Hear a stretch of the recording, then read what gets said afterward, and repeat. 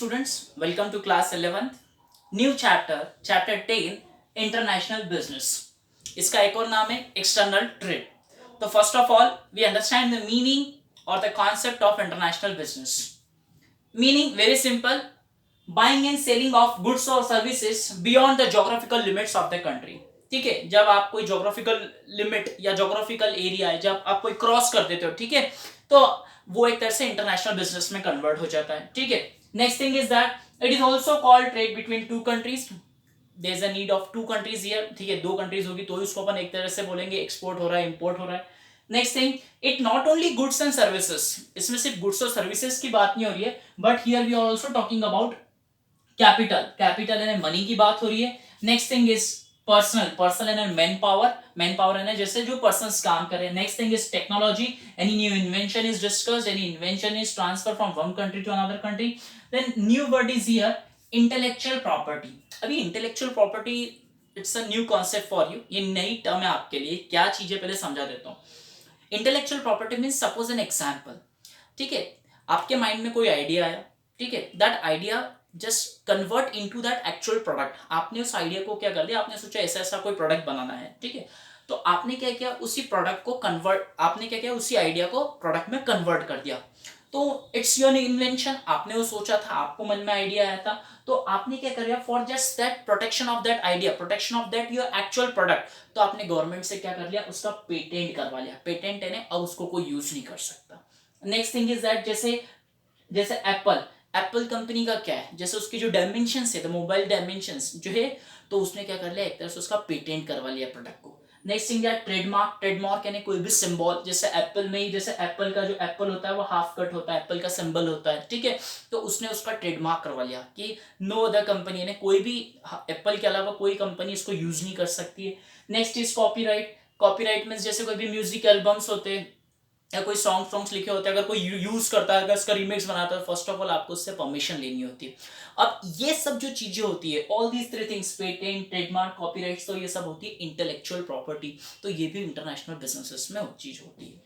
Next is that three types of external trade. First is export, import, entrepot और re export. Export आपको पता है, import you also know very well. What is entrepot and re export? Again, import of goods not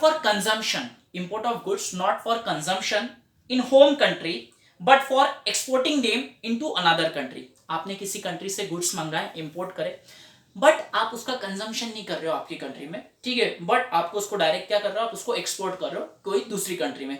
तो इसका मतलब होता है एक तरह से एंट्रीपोर्ट और री एक्सपोर्ट. ठीक है, ऐसे बहुत सारे बिजनेसेस है जो अपन आगे देखेंगे. Then next is feature nature of international business. Feature nature का मतलब क्या हो गया यहाँ पे, कि जैसे मैंने बोला था कि फीचर और नेचर जो होते हैं हमेशा ऑलमोस्ट क्या होते हैं, एक तरह से सेम होते हैं बिजनेस स्टडीज में. तो first is involvement of countries for business purpose. तो हमेशा दो कंट्रीज की रिक्वायरमेंट होती है. दो कंट्रीज की रिक्वायरमेंट जैसे India America, India Brazil, India Sri Lanka. Next thing is that use और payment of foreign currency. Use और payment of foreign currency means कि लाइक सिंपल थिंग कि if you importing the goods from America, आप कहीं America से goods import कर रहे हो. ठीक है, और आपकी जो करेंसी वो रुपी है और वहां की डॉलर है, तो यू हैव टू पे द करेंसी. यानी आपको कौन सी करेंसी पेड करनी होगी, आपको फॉरेन डॉलर्स में पेड करना होगा. तो एक ये चीज हो गई. Next thing is legal obligations means कि हर कंट्री की गवर्नमेंट की कुछ लीगल ऑब्लिगेशंस हैं, कुछ दायित्व होते हैं. ठीक है, कि आपको उनको फॉलो करना होता है कि इस चीज का ही एक्सपोर्ट हो सकता है, इस चीज का इंपोर्ट हो सकता है. तो कुछ अपनी जैसे from India foreign, her country की एक फॉरेन ट्रेड पॉलिसी होती है, तो उसमें सब चीजें एवरीथिंग इज मेंशन्ड कि आप इतना ही इसमें एक्सपोर्ट कर सकते हो, इतना ही इसका इंपोर्ट कर सकते हो. तो ये होती है उसके legal obligations. Next is high degree of risk. High degree of risk की अगर मैं बात करूं, international business phases huge risk due to long distances, risk of fluctuation in two currencies. Risk of fluctuation in two currencies का मतलब क्या है, जैसे risk of fluctuation in two currencies. What's its meaning? जैसे समझो we are importing the goods from America. ठीक है, और अब अमेरिका से हमने गुड्स लिए. अब हमारी करेंसी जो है इंडिया की वो रुपीज है. अब गुड्स लिया अमेरिका से और करेंसी हमको भी किस में पेड करनी होगी, वहां की करेंसी के हिसाब से करना होगा, डॉलर्स में। तो इसका एक एक्सचेंज क्या होता है, फॉरेन एक्सचेंज डिपार्टमेंट होता है जो कि आरबीआई के अंडर में काम करता है।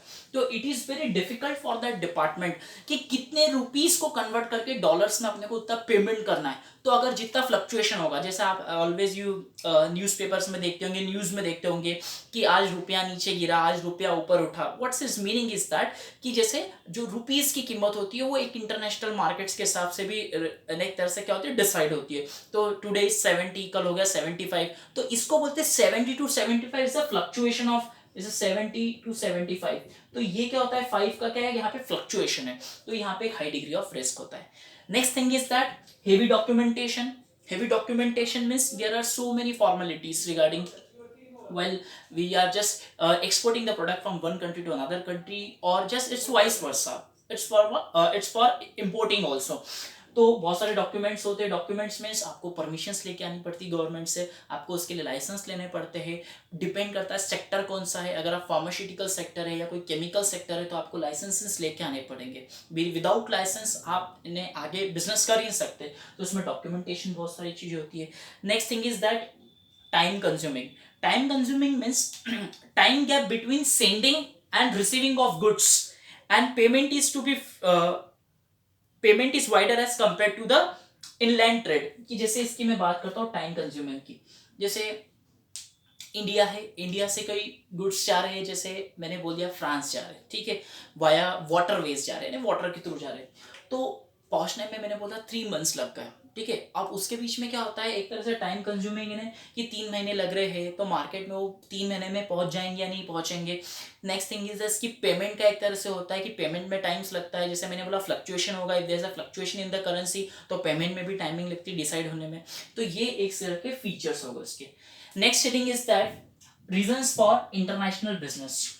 There are so many reasons for international business. First, these are 4 main reasons. There are so many reasons, but अपन 4 की बात करेंगे। First is uneven distribution of natural resources.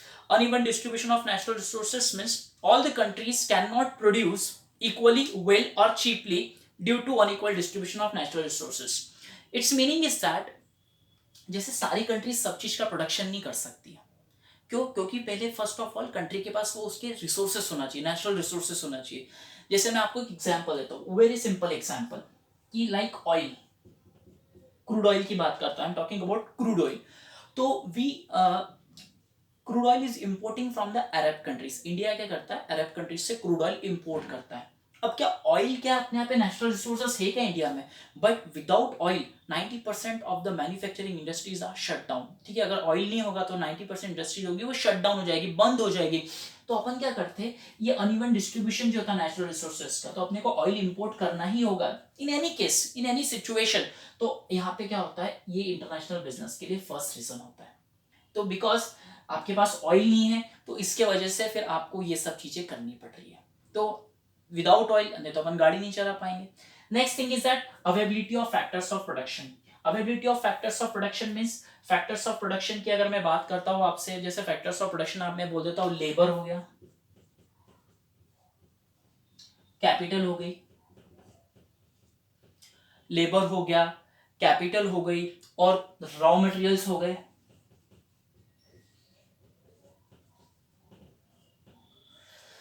Labour means आपकी कंट्री में इतनी स्किल्ड लेबर है या नहीं है, या अनस्किल्ड लेबर है या सेमी स्किल्ड लेबर है, ठीक है, स्किल्ड होना चाहिए। नेक्स्ट थिंग इज कैपिटल, इतना पैसा है आपकी कंट्री में कि आप उस चीज का प्रोडक्शन कर सकते हो। फैक्टर्स ऑफ प्रोडक्शन में जैसे कैपिटल में मनी की बात हो गई, तो इतना पैसा है आप उस चीज का प्रोडक्शन कर सकते हो। ऐसा तो नहीं हो रहा है बहुत ज्यादा कॉस्टली हो रहा है वो चीजें, ठीक है, जो कि एक चीज लिमिट से बाहर है। तो availability of factors of production is a very important factor. जैसे simple example, like American company में एप्पल की इसलिए बात करूं क्योंकि ग्लोबल कंपनी है, सब लोग जानते हैं। जैसे एप्पल, एप्पल जो है अमेरिका जो है, एप्पल अमेरिका में जैसे एप्पल कंपनी है, ठीक है, एप्पल कंपनी चाहे तो अमेरिका में भी प्रोडक्शन कर सकती है, but due two factors of production वहाँ पे बहुत सारी चीज़ें क्या है, बहुत महंगी है। जैसे वहाँ पे लेबर महंगी है, पैसा बहुत ज़्यादा लगता है इन चीज़ों में।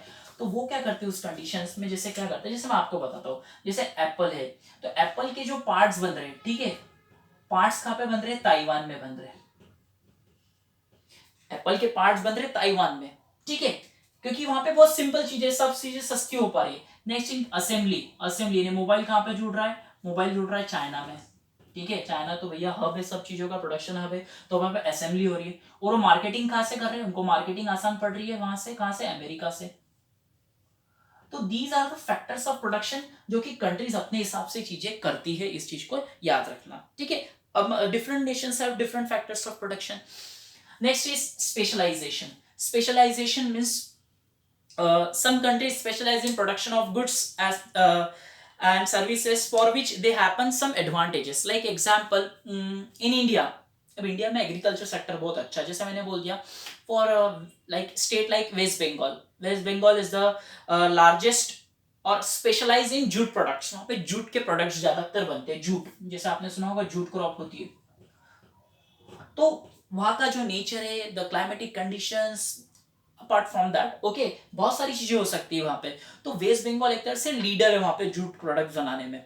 तो एक तरीके से भी हो सकता है कुछ कंट्रीज क्या कर सकती है, वहां पे आके बोलेगी कुछ जूट्स की परचेसिंग करनी हो तो अपन वहीं से करवाएंगे, और वहां पे जो सबसे बेस्ट चीज जूट प्रोडक्ट्स बन रहे हैं, ठीक है। या तो मैंने बोल दिया कॉटन, बोल दिया तो कॉटन के लिए गुजरात हो गया, महाराष्ट्र हो गया, तो कॉटन का सबसे अच्छा चीज हो गई वो चीजें। या इंडिया में बोल दिया कि कॉटन का बहुत अच्छा होता है मार्केट। तो specialisation is also requirement for international business, कि एनी, जैसे simple example, for any technology, अगर जिस कंट्री के पास वो अच्छी technology, any country is competent in that technology, तो हम उसी कंट्री से ही सामान खरीदते हैं, हमको लगता है यहाँ पे कुछ गड़बड़ हो ही नहीं सकती है, यहाँ पे जो जो क्वालिटी है वो बेस्ट है, तो यहाँ पे होती है स्पेशलाइजेशन के पास। Then next is cost benefits. Cost benefits की मैं बात करता हूँ, जैसे cost benefit different like socio economic, then next is geographical and political conditions. जैसे ये डिपेंड करता है कंट्रीज की सोशो इकोनॉमिक कंडीशंस पे, socio economic, geographical and economic conditions. Socio economic, geographic और इकोनॉमिक कंडीशंस, इसका मीनिंग क्या हो गया, जैसे कुछ कंट्री की जोग्राफिकल कंडीशंस इतनी अच्छी नहीं है, ठीक है, उसको ऐसा लगता है कि वहां बहुत कॉस्टली प्रोडक्ट्स बनेंगे, तो हम क्या करेंगे, वहां पे उसको मैन्युफैक्चर नहीं करवाएंगे। नेक्स्ट थिंग इज दैट कि जैसे हम सोच रहे हैं कि कोई कंट्री की जो सोशो इकोनॉमिक है ना, सामाजिक तौर पे, जैसे गवर्नमेंट है, तो गवर्नमेंट किस चीज की परमिशन नहीं देती, जैसे समझो कि अपने यहाँ पे जैसे कुछ केमिकल्स है यहाँ पे, जहाँ पे जिसकी परमिशन नहीं है इंडिया में बनाने की, ठीक है, तो अपन बाहर जाके, जैसे फिर अपन क्या करते हैं कि बाहर जाके कोई कंपनीज है इंडिया की, वो बाहर जाके उसका प्रोडक्शन करवा रहे हैं, तो पे कॉस्ट बेनिफिट्स उसको लगता है वहाँ पे सस्ते में काम हो जाएगा, यहाँ पे परमिशन नहीं है। तो next thing is geographical area, मैंने बोल दिया ड्यू टू क्लाइमेटिक कंडीशंस, ये चीज पे फोकस करना होता है। And net is economic conditions. Economic condition से लें कि we are capable of just producing that things. मुझे ऐसा लगता है कि अमेरिका, अमेरिका एप्पल मोबाइल अगर अमेरिका में ही बनाता है, अमेरिका की कंपनी एप्पल, तो उसको लग रहा है कि उसको फैक्टर्स ऑफ प्रोडक्शन उसको मिला के पूरा खर्चा है 1 लाख रुपए, अगर वही मोबाइल अगर वो इंडिया में बनाएगा तो उसको खर्चा आ रहा है 70,000 रुपीज, तो 30,000 का क्या एक तरह से डिफर है, तो it's a very big difference. तो ये एक इसका पॉइंट होता है cost benefit. I hope you understand the international business concept where we discuss meaning, types are very simple, feature and nature, reasons for international business. Thank you.